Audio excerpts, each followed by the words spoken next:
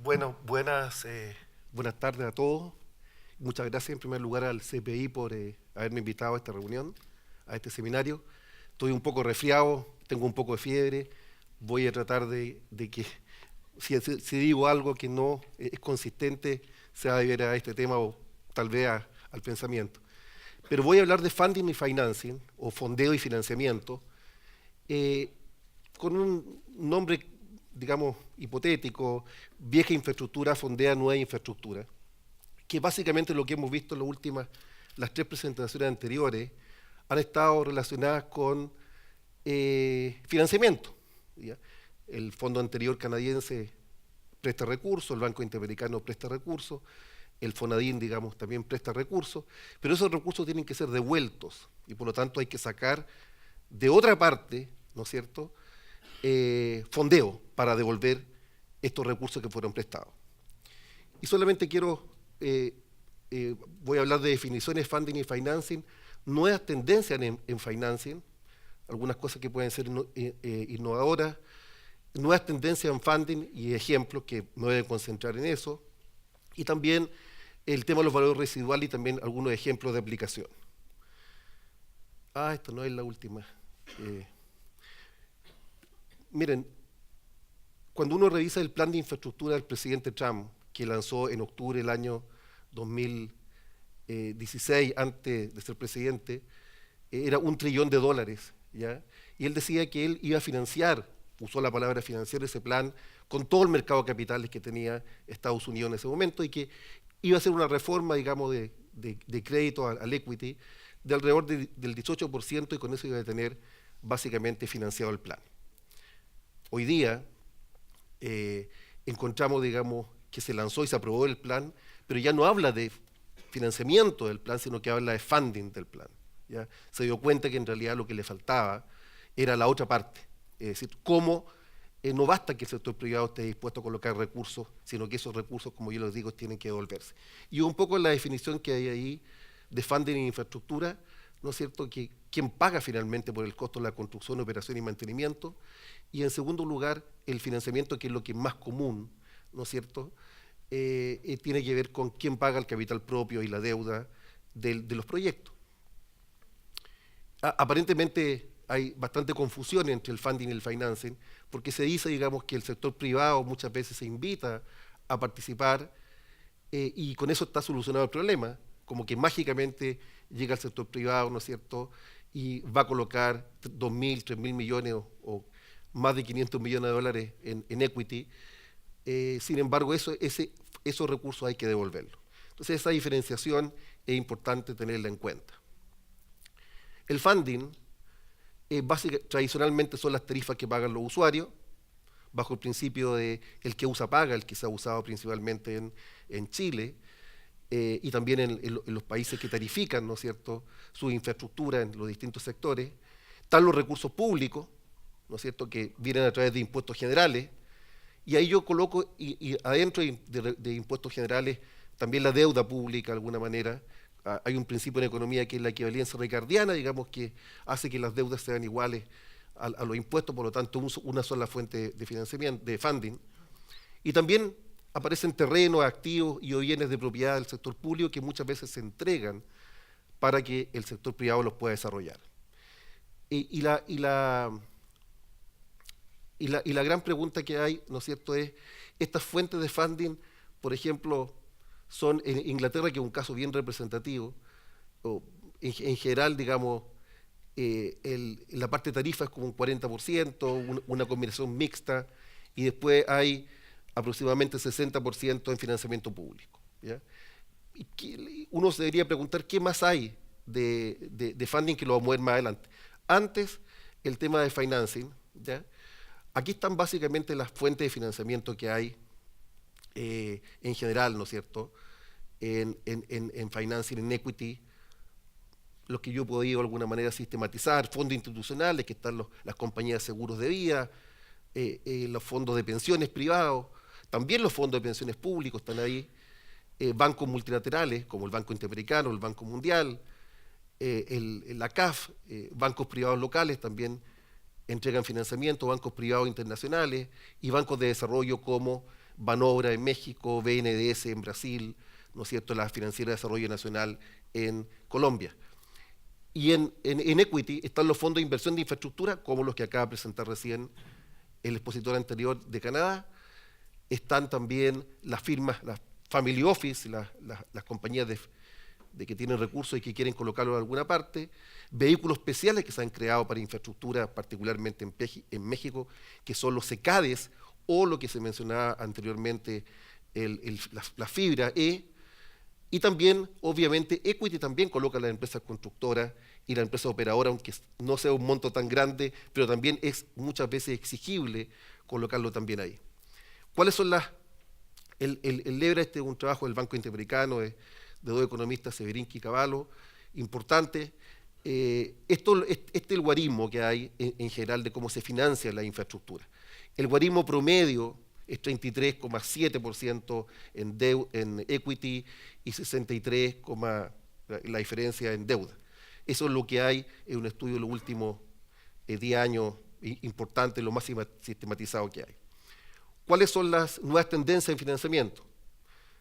De alguna manera hay mercados de capitales, hay fondos de pensiones, incrementar el tema de los fondos de bonos sin historia. Hay una cantidad enorme de recursos disponibles para esto. Búsqueda importante de mitigadores y completion risk, eso ha estado ausente, ¿no es cierto? Muchas veces se piensa que el proyecto va a terminar en tiempo y en plazo, sin embargo no termina y hay que cubrir este riesgo y muchas veces no lo cubre, ¿no es cierto?, el sector privado directamente, digamos el sponsor, sino que requiere algunos mejoramientos crediticios adicionales y por eso que es importante. Certificados de avance es lo nuevo, eso es lo nuevo en los últimos 10 años, ¿ya? Argentina lo acaba de implementar ahora hace 2 años. Argentina sacó un programa de 22.000 millones de dólares, perdón, 38.000 millones de dólares, ¿no es cierto?, en 68 proyectos y tiene los certificados de avance que fueron creados en Perú inicialmente. En Colombia están las unidades funcionales, que es algo muy parecido a los certificados de avance y que lo que hacen, digamos, es poder de alguna manera titularizar pequeños certificados, ¿no es cierto?, que se van emitiendo conforme la obra va avanzando y no esperar hasta el final de la construcción, sino que adelantar, digamos, el recurso al principio, a través de financiamiento estructurado. El uso de garantía de crédito parcial de organismos multilaterales sigue estando fuerte, no han habido muchas garantías de crédito parcial. Yo diría, con ventanilla pública del Banco Interamericano no deben ser más allá de 10 o 12, y el de la CAF deben ser no más allá de 8 o 10, y el Banco Mundial no deben ser más, en los últimos 20 años me refiero, no más allá de 20 o 30, y probablemente mucho. Por lo tanto, algo también que es importante, particularmente para proyectos Greenfield. Uso creciente de fideicomisos privados. Bancos comerciales comenzaron ya a sustituir a monoliner. Se han visto experiencias interesantes, digamos.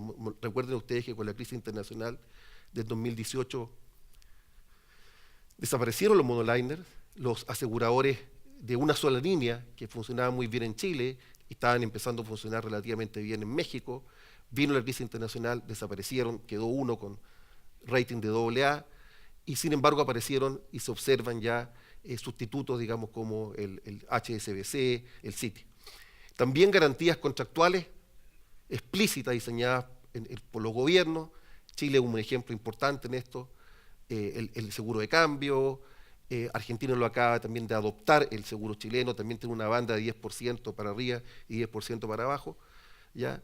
El ingreso mínimo garantizado, la regulación de renta, etc. Bancabilidad cuando hay KPI usuarios, también es importante. Recuerden ustedes que muchos PPPs, más que concesiones, el gobierno es el que paga de manera diferida en el tiempo. Una vez que el contratista cumple cierto nivel de estándar o desempeño, y muchas veces estos KPIs o estos indicadores claves de desempeño se anexan, se condicionan a una satisfacción de los usuarios, es decir, a una percepción subjetiva que tienen ellos, y por lo tanto también se están analizando mecanismos para que puedan prestarse recursos aún teniendo ese efecto de... La regulación de la determinación anticipada multicausal también es algo importante. Fondos de infraestructura, financiamiento, capital y deuda, lo que vamos a ver más adelante. fondos de pensiones públicos comienzan a financiar infraestructura, por ejemplo, el caso de Honduras, acaban de financiar recién un terminal, un recinto, digamos, inmobiliario, un edificio público para funcionarios públicos. En Ecuador también están pensando lo mismo. Y financiamiento directo en equity y en fondos institucionales también es algo que está desregulándose. Estuvo muy cerrado hasta los últimos, yo diría hasta los últimos 2 años. El año 2016 en Chile recién apareció la posibilidad de que los fondos de pensiones puedan financiar directamente equity, ¿no es cierto?, en compañías concesionarias. República Dominicana también lo está adoptando. Y eso es lo que es en financing, no hay tanto más, ¿ya? Uno puede crear muchos instrumentos, digamos, en financiamiento porque están los recursos disponibles, pero la idea es poder ver, bueno, además de los impuestos, además de tomar deuda pública, además de las tarifas a los usuarios, además de ciertos activos en terrenos inmobiliarios que pueda tener el gobierno, ¿hay nuevas fuentes de funding? Esa es como la pregunta a la cual me invitaron a que les pudiera contar yo un poco lo que está pasando con esto. Yo diría que, y esto es complejo, no es algo trivial, digamos, que uno diga, bueno, ¿de dónde saco los recursos para pagar todos los financiamientos que están disponibles? ¿De dónde salen? ¿Ya? Una manera, ¿no es cierto?, es formalizar activos públicos, ¿ya? Y captura excedente del consumidor. Incluso en Chile hay una encuesta bien bonita que dice que los usuarios están dispuestos a pagar, ¿no es cierto?, por un buen servicio público de alta calidad. Y esto aplicado también a sectores tradicionales y no tradicionales. Hay muchas, vamos a verlo en detalle. El segundo tema son los valores residuales, ¿ya?, que puede ser aplicado proyecto a proyecto. No necesariamente se requiere un fondo de infraestructura para poder aplicar el concepto de valor residual o valor terminal, o se puede todo llevar a un fondo específico donde se, de alguna manera, securiticen, titularicen o bursatilicen los valores residuales o los derechos, digamos, futuros de estos valores residuales. Y el tercero, digamos, tiene que ver con el reciclaje de activos públicos, ¿ya? Voy a ver en el tiempo que me queda rápidamente estos 3 elementos. Estos son 2 libros importantes, ¿ya?, que hablan de la riqueza pública en las naciones, uno en los países y otro en las ciudades, ¿ya? Y lo que están diciendo, que fueron por el Financial, por el The Economist, fueron bestsellers, digamos, lo que están diciendo que básicamente hay activos públicos escondidos, activos públicos importantes de más de 75 trillones de dólares, ¿ya? Y estos autores, ¿no es cierto?, dicen que esta riqueza de los activos públicos es mayor que todos los fondos de pensiones, que todo el ahorro privado y que todos los fondos soberanos del planeta, ¿ya? Y la paradoja, digamos, es que los gobiernos no saben que eso existe, ¿ya? En el fondo están dormidos, están escondidos, ¿ya? Y hay que despertarlo, ¿ya? Es un poco la reflexión que hace, digamos, estos autores, y también lo hacen de una manera indirecta con todo lo que tiene que ver con la formalización de los activos, ¿no es cierto?, lo que se llama el capital muerto, ¿no es cierto? Ahora, si estos activos fueran formalizados, ¿no es cierto?, en sistemas de registros públicos adecuados y gestionados de manera eficiente, de manera profesional, los activos públicos que tienen los países, ¿no es cierto?, estos podrían generar muchos recursos adicionales, ¿ya?, que hoy día no están disponibles, no están siendo usados, ¿ya? Y solamente el año pasado estos 2 autores extienden, ¿no es cierto?, Deter y Foster, extienden esto a las ciudades, ¿ya? Y también hay riqueza pública, ¿no es cierto?, ahí. Por ejemplo, citan el ejemplo de Cleveland, ¿ya?, que tiene activos reales en los balances que no están contabilizados 5 veces menores de lo que efectivamente deberían ser. Y que si se administraran correctamente estos activos, ¿no es cierto?, se podría generar solamente un 3% de rentabilidad profesional de los activos. Esta ciudad americana podría generar 900 millones de dólares al año, digamos, en recursos adicionales que permitiría pagar mucha infraestructura. Nosotros, a través del Banco Interamericano, este es un documento que ya está aprobado, va a salir publicado, se llama Despertando el Capital Cultural. Nosotros lo que hicimos con 2 autores adicionales es plantear una serie de recomendaciones a los gobiernos de América Latina de cómo mejorar el rendimiento fiscal de los activos públicos, arqueológicos, históricos, culturales, ¿ya? Este es como una especie de libro, un documento, digamos, un manual, eso es, un manual, ¿no es cierto?, que explica y sistematiza cómo contabilizar los activos, cómo gestionarlos, cómo evaluarlos, cómo valorarlos, cómo contabilizarlos, cómo administrarlos, ¿ya? Y solamente nosotros no nos quedamos solamente en la cosa más conceptual, hicimos una investigación que la estamos replicando en Guatemala, en Bolivia y en Perú, y miren lo que estamos llegando. Esto solamente lo que estamos llegando a que en una localidad chiquitita, una zona chiquitita como el barrio Villavista acá, que se llama La Floresta en Quito, hicimos un experimento, un paper, ¿ya? Un estudio, ¿ya? Que dice que los usuarios de ese barrio están dispuestos a pagar 4,2 millones de dólares al año para que ese sitio exista y para que ese sitio pueda funcionar. Están dispuestos a pagar a través de una serie de mecanismos que no voy a entrar al detalle acá, pero básicamente es lo que se llama disposición a pagar, ¿ya? Mecanismos como una tasa especial al consumo cuando la gente va a los restaurantes o compra alguna artesanía, en fin, están dispuestos a hacerlo. Y un estudio bastante científico, porque fue tomado, digamos, con una muestra que hicimos con Ipsos, digamos, y súper bien desarrollada. Sitios como La Floresta, en América Latina, hay millones, yo sé que aquí hay muchas personas extranjeras. Si uno va a Perú, si uno va a Guatemala, si uno va a Brasil, si uno va a Argentina, si uno va, encuentra, no sé, una cantidad de sitios, 1.000, 3.000 sitios, lugares, ¿ya? Si multiplicamos eso y hacemos la ponderación, que es lo que estamos haciendo, esto es una primera aproximación, nosotros decimos que hay 50.000 millones de dólares que pueden ser capturados, digamos, si son bien administrados estos recursos. Ese es un capital dormido que hay que despertar. Funding con valores residuales, otra técnica, otra lógica, otro pensamiento, otra aplicación que por lo demás se está implementando como algo concreto en Chile, ya a partir de la ley que crea el Fondo de Infraestructura, que es una modalidad. El Fondo de Infraestructura es una modalidad, pero también, como yo les digo, puede ser hecho proyecto a proyecto, no requiere la presencia de un fondo necesariamente, que lo que está haciendo, lo voy a contar lo que están haciendo otros países con esto. Este es un proyecto que tiene una inversión inicial, que es lo rojo, y tiene flujo de caja en el tiempo. Es una concesión actual, tiene un periodo N de término. Si esta concesión siguiera en el tiempo, se reconcesionara, tendría flujo en naranja o rojo allá, y por lo tanto, digamos, tendría una rentabilidad enorme, porque no tuvo que invertir nada acá abajo, en el mismo periodo, digámoslo así. Por lo tanto, técnicamente el valor presente, esos flujos rojos, ¿no es cierto?, es un valor residual. Hay 4 o 5 técnicas para poder contabilizar los valores residuales. Una de estas es esta. Hay otra técnica con opción, hay otra técnica con instrumentos más híbridos, pero una técnica esta, ¿ya? Esto que está aquí puede ir a un fondo de infraestructura, ¿ok?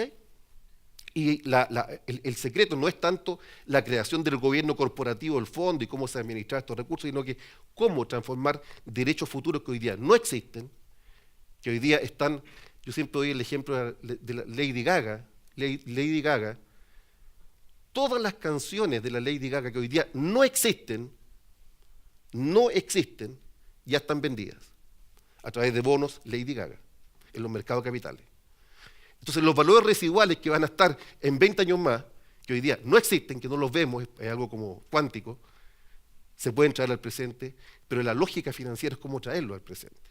Más que cómo administrarlos, que es una pregunta importante, ¿no? Hay que ser responsable cómo se administra, pero la pregunta relevante es cómo traerlos. Entonces uno puede decir, uno los puede traer, que el mercado los traiga, y el mercado sabrá cómo lo hace, o se crean instrumentos para facilitar que el mercado los traiga. Y ahí puede ser el tema del fondo de infraestructura. Miren, estas son concesiones que cada una de ellas tiene sus propios valores residuales, brutos, no se tuvo que invertir nada, y se creó un fondo de infraestructura. Este es un poco el caso chileno. Aquí hay otro ejemplo. Ahí tenemos el mismo ejemplo anterior, pero en el cual Y el gobierno invierte algo porque hay que invertir, sigue adelante el tema, y ahí queda un valor residual más chiquitito, porque hubo que hacer inversiones, no era necesario, digamos, capturar todo el valor residual, la concesión podía tener mejoramiento después que terminara, como sucede en muchas concesiones, no en todas, y por lo tanto el valor residual es más pequeño. Y ahí se crea también un fondo de infraestructura, ahí está, fíjense ustedes cómo está apareciendo ahí los valores residuales, ¿no es cierto? Y crean un fondo de infraestructura ahora con valores terminales, pero con inversiones verdes que tuvieron que hacerse en el periodo terminal. Y ahí está el fondo, ahí lo estoy haciendo de nuevo, por lo siguiente, miren. Pensemos en un nuevo proyecto, nuevo, 0 kilómetros, donde ya existe el fondo. Y nosotros queremos usar ese fondo como fuente de funding, no como de financing. ¿Ya? ¿Y cómo lo queremos usar como fuente de funding? Este es un proyecto que no da financieramente. Lo púrpura es mayor en valor presente que la sumatoria neta de los azules. Por lo tanto, el valor presente neto es negativo. Por lo tanto, requiere un aporte, un funding, ¿no es cierto?, que va a salir del fondo. Es la forma de pago diferido en el tiempo que es lo que se usa. ¿Ya? En Chile se llama subsidios fijos a la construcción, mal llamado el nombre, porque aquí no hay ni un subsidio cuando se compran servicios. ¿Ya? Pero esa es otra discusión. El proyecto se puede hacer, pero fíjense lo que pasa. Se sabe que el proyecto va a seguir y por lo tanto también genera su valor residual, fíjense, y se lo devuelve para arriba y al final no le costó nada al gobierno, cero. Solamente ingeniería financiera. No sé si me voy a entender. Este podría ser, por ejemplo, el caso, yo siempre antes lo decía, este es el ejemplo del tren a Valparaíso. Que usted lo puede hacer a 50 años, puede dar un subsidio diferido en el tiempo, pero lo relicita antes, genera los recursos y después. ¿Y cuánto le costó? Nada. Y el mercado de capitales chileno lo puede hacer porque es de largo plazo. Me pidieron también que no solamente mencionara mucho Chile, sino que también, yo sé que hay personas de otros países, por lo tanto estoy tratando de combinar un poquito la. ¿Ok? Esta idea también se puede hacer, la que está acá, la última que yo acabo de mencionar, no requiere tener el fondo. Se ve más bonito que los amarillos aparezcan ahí, digamos. Mire, se lo voy a hacer de nuevo.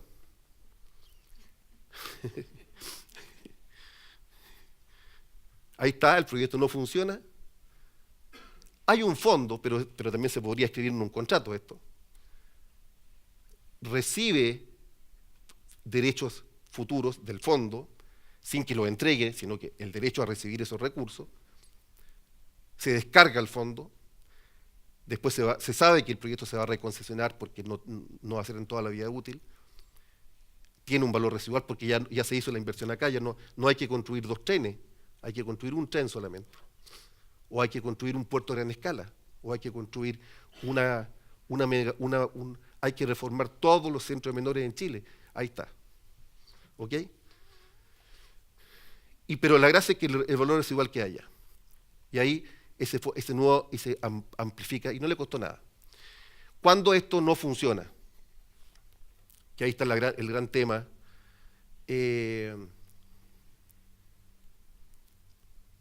Ahí no funciona, miren. Cuando no hay peaje, no hay tarifa, no hay productividad, digamos, futura, se acabó el fondo.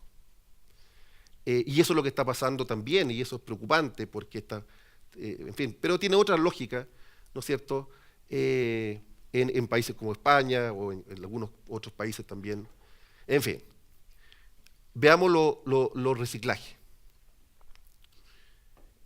Miren, este es Ecuador. Yo voy a dar 2 ejemplos, Brasil y Ecuador, donde estoy trabajando en este tema. Ecuador, el presidente Correa invirtió los últimos, antes de su término de mandato, el 2016, una cantidad importante de recursos en inversión pública. Si bien es cierto, la inversión pública al principio era menos que la inversión privada, el último año fue casi igual que la inversión privada, mucha inversión pública. ¿Ya? Por lo tanto, Ecuador tiene una cantidad importante de activos públicos, digamos, que fueron construidos 10 años atrás en buen estado, en buen nivel operacional y por lo tanto pueden ser reciclables. El reciclaje activo es una técnica que algunos dicen, no, tiene, tiene pelo, dice guau, tiene cuatro patas, en fin, dice guau, entonces es un perro. Entonces el reciclaje activo es una privatización, el reciclaje activo es una concesión con otro nombre. No es así, no es así. ¿Ya? El reciclaje activo es un concepto que está promoviendo fuertemente el World Economic Forum el año 2017, ¿ya?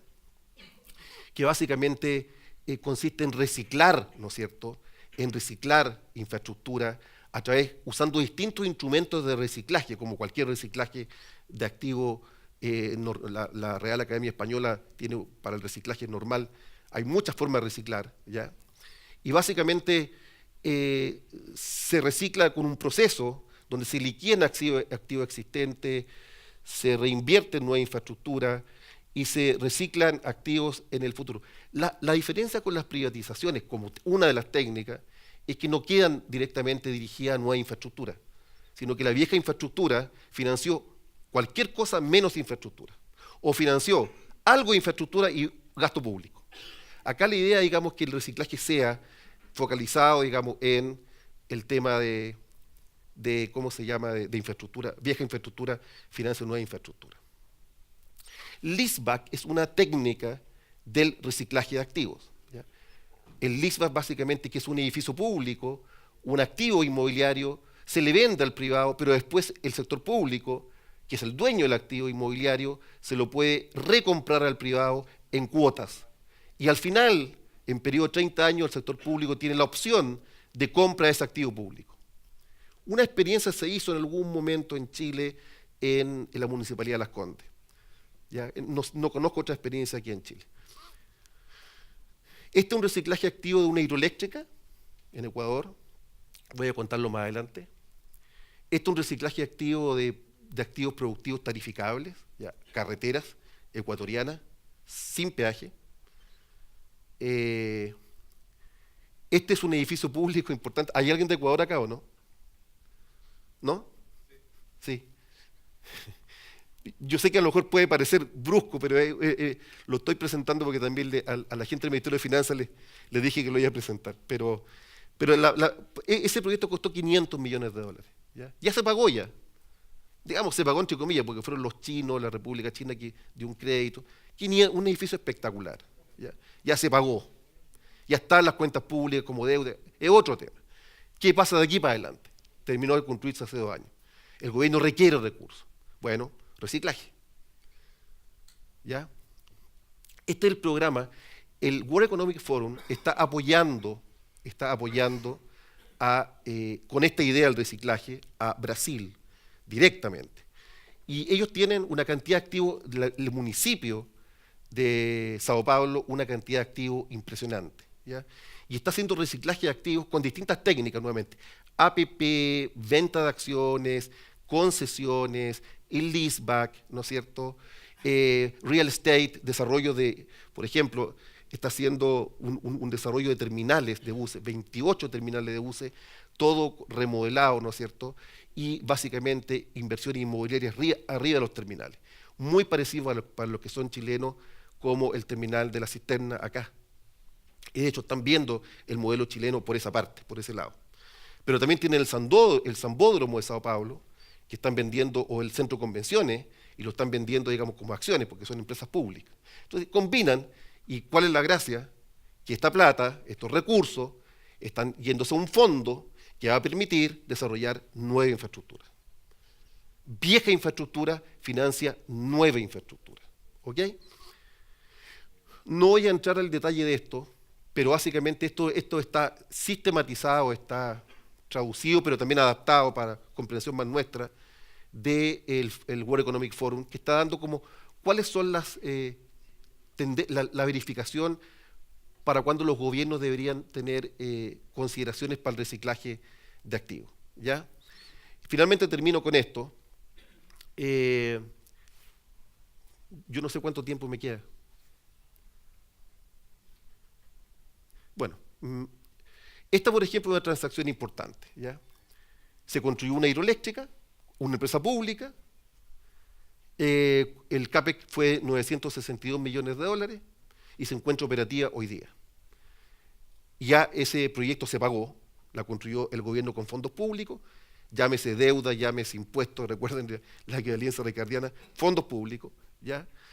Y por lo tanto el gobierno ahora necesita recursos. ¿Qué hace?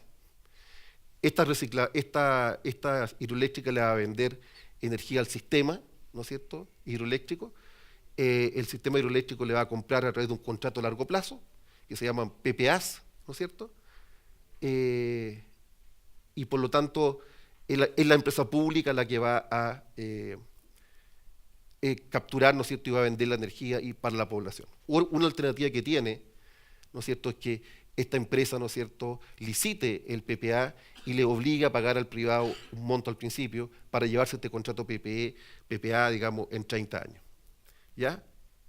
Y básicamente lo que el gobierno gana es que se queda, digamos, también comparte algunos riesgos hidrológicos, disponibilidad, despacho. Lo que el gobierno gana es liquidez que necesita para seguir desarrollando infraestructura, recupera los 962 millones de dólares, que va a ser el monto M que coloca en el contrato, y el PPA, digamos, va a tener todo lo que tiene un contrato PPA o un contrato de pago por energía. ¿Ok?